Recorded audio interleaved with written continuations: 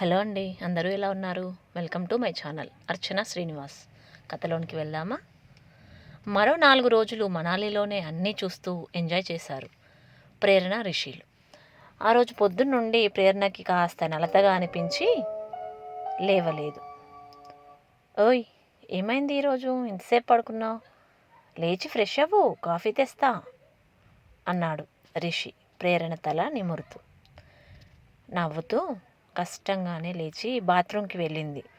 Fresh up అయి రిషి తెచ్చిన coffee 2 గుక్కలు తాగగానే కడుపులో తిప్పినట్టయి వాంతి చేసుకుంది ప్రేరణ. అయ్యో, ఏమైంది అంటూ కంగారు పడ్డాడు రిషి. తెలీదు సార్, పొద్దున్నే మెలకు వచ్చింది కానీ లేవలేకపోయాను. కాస్త నలతగా అనిపించింది అంది డల్గా. హాస్పిటల్కి వెళ్దామా అన్నాడు రిషి కాస్త కంగారుగా.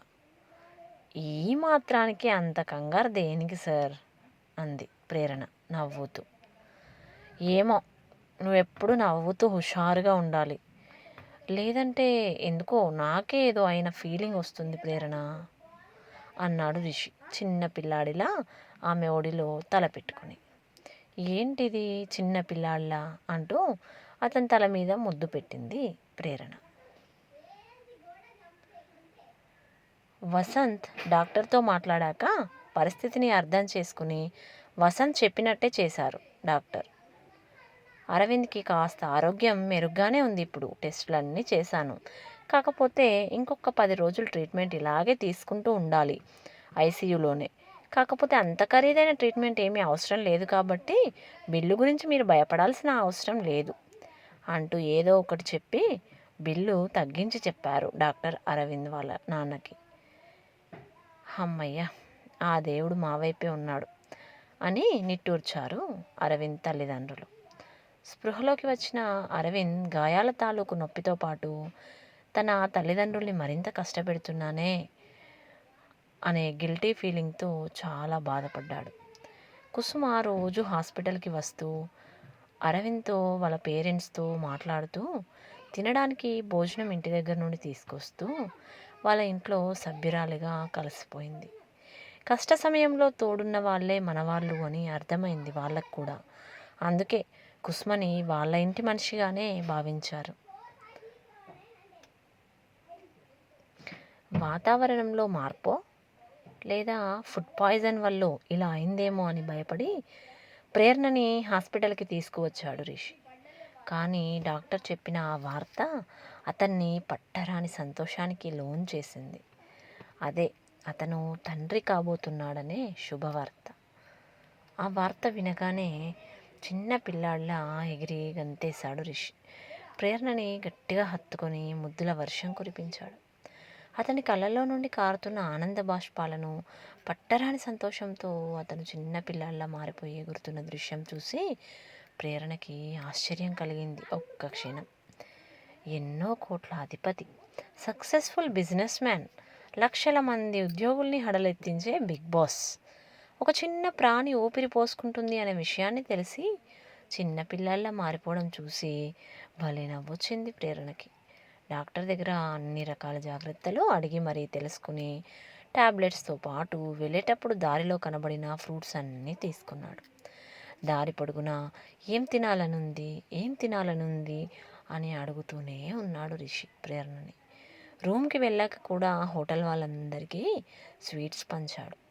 అంబరాన్ని అంటే అతని సంబరాన్ని చూసి అసలు మీరు పిల్లల కోసమే నాతో కలిసి ఉన్నారా ఏంటి అని అడిగింది ప్రేరణ.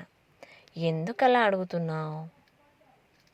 ఏమో, మీకు నాకంటే నా కడుపులో ఉన్న వాడిపైనే ఇష్టం ఎక్కువగా కనిపిస్తుంది అంది ప్రేరణ బుంగమూతి పెట్టుకుని.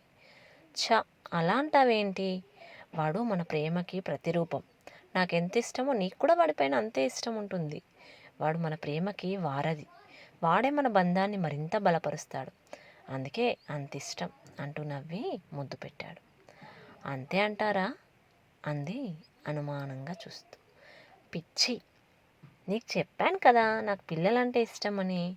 అందులోనూ నా పిల్లలు, మన పిల్లలంటే ఇంకెంత ఎగ్జైటింగ్గా ఉంటుందో ఆలోచించు. అవును, కానీ పెళ్ళైన తర్వాత పిల్లలంటే నేను కూడా చాలా ఎగ్జైట్గా ఫీల్ అయ్యేదాన్ని. అందరితోనూ ఈ విషయాన్ని పంచుకునేవాళ్ళం. ఎంత సంబరపడేవాళ్ళో అందరూ మీ ఇంట్లో మా ఇంట్లో కదా అంది డల్గా. ప్రేరణ, మళ్ళీ ఆ టాపిక్ తీయొద్దు ప్లీజ్. పెళ్ళైనా కాకపోయినా నా గుండెల్లో నా జీవితంలో నీ స్థానం ఒక్కటే. ఏదైనా కూడా చివరికి దాంతో ముడిపెట్టొద్దు. అలా కాదు సార్, ఈ శుభవార్తను కూడా నలుగురితో పంచుకోలేని స్థితిలో ఉన్నాము అని బాధ అంతే. నలుగురితో పంచుకుంటేనే ఆనందమా? అందరితో పంచుకున్నంత మాత్రాన ఏం మారుతుంది? నాకు మాత్రం తేడా ఏమీ లేదు ప్రేరణ. నువ్వు నీ కడుపులో మన బిడ్డ ముఖ్యం నాకు.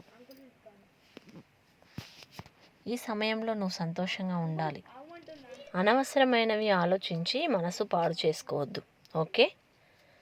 సరే అంది ముభావంగా. మనమైతే ఇంటికి వెళ్ళిపోదాం ముందుగా. ఇక్కడ వాతావరణం ఇవన్నీ ఇబ్బందిగా ఉండొచ్చు నీకు. డాక్టర్ కూడా ఈ సమయంలో కాస్త జాగ్రత్తగా ఉండడమే మంచిది అని చెప్పారు. సరే మీ ఇష్టం అని అటు తిరిగి పడుకుంది సైలెంట్గా. ఆమెకు ఒకవైపు సంతోషంగానే ఉన్నా మరొక వైపు బాధగా అనిపిస్తుంది. తను తల్లిని కాబోతున్నాను అనే విషయం తెలియగానే తన కన్నతల్లి గుర్తొచ్చింది. మొట్టమొదటగా భర్త తర్వాత తల్లికే విషయం చెప్పాలనుకుంటుంది ఏ ఆడపిల్ల అయినా. కానీ ఏ మొహం పెట్టుకుని విషయాన్ని చెప్పాలి? నేను పెళ్ళి కాకుండానే తల్లిని అవుతున్నానని చెప్తే వాళ్ళు సంతోషిస్తారా? రిషి సార్ మనసులో అసలు ఏముందో అర్థం కావట్లేదు. అన్నీ కరెక్ట్గానే ఆలోచిస్తున్నారు, కానీ పెళ్ళి అంటే ఎందుకు ఇలా వ్యతిరేకిస్తున్నారో అర్థం కావట్లేదు.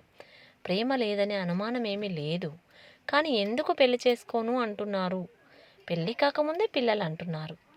ఎందుకో పక్కనే తనని ప్రాణంలా ప్రేమించే వ్యక్తి ఉన్నా సరే ఒక్క క్షణం ఒంటరిగా అనిపించింది ప్రేరణకి.